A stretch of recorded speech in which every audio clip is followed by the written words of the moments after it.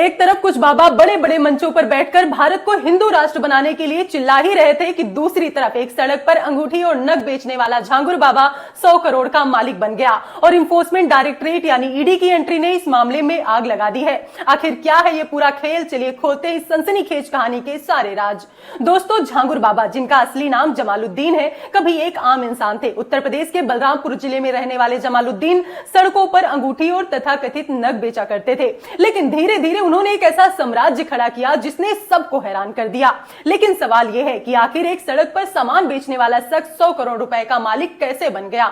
जवाब है एक अवैध धर्मांतरण का रैकेट। उत्तर प्रदेश एटीएस ने हाल ही में झांगुर बाबा को लखनऊ के गोमती नगर से गिरफ्तार किया। जांच में पता चला कि वो विदेशी फंडिंग के जरिए एक बड़े धर्मांतरण नेटवर्क को चला रहे थे।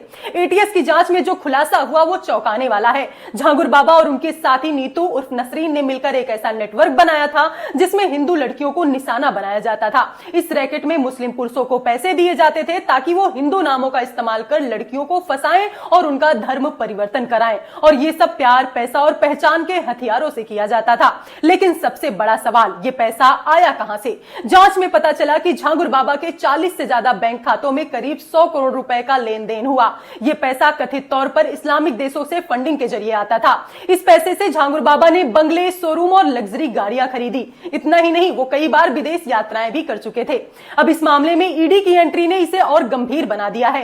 ईडी इस 100 करोड़ की फंडिंग की जांच कर रही है क्योंकि इसमें मनी लॉन्ड्रिंग का भी शक है। ईडी ये पता लगाने की कोशिश कर रही है कि ये पैसा कहां से आया है और इसका इस्तेमाल कैसे हुआ। क्या यह फंडिंग सिर्फ धर्मांतरण के लिए थी या इसके पीछे और कोई बड़ा मकसद था? एटीएस ने अब तक 40 से ज्यादा पीड़ित लड़कियों की पहचान की है और ये संख्या अभी बढ़ भी सकती है। झांगुर बाबा और उनकी सहयोगी नीतू पर कई गंभीर धाराओं में केस दर्ज हो चुका है। दोस्तों, ये मामला सिर्फ एक व्यक्ति या एक रैकेट की कहानी नहीं है, ये एक गंभीर सामाजिक और कानूनी मुद्दा है। धर्मांतरण जैसे संवेदनशील मामलों में जागरूकता और सावधानी बहुत जरूरी है। ये कहानी हमें सिखाती है कि हमें अपने आसपास होने वाली गतिविधियों पर नजर रखनी चाहिए और किसी भी तरह के लालच या दबाव में नहीं आना चाहिए। झांगुर बाबा की कहानी एक चेतावनी है कि दिखने में साधारण सा कोई भी व्यक्ति कैसे एक बड़े अपराध का मास्टरमाइंड हो सकता है।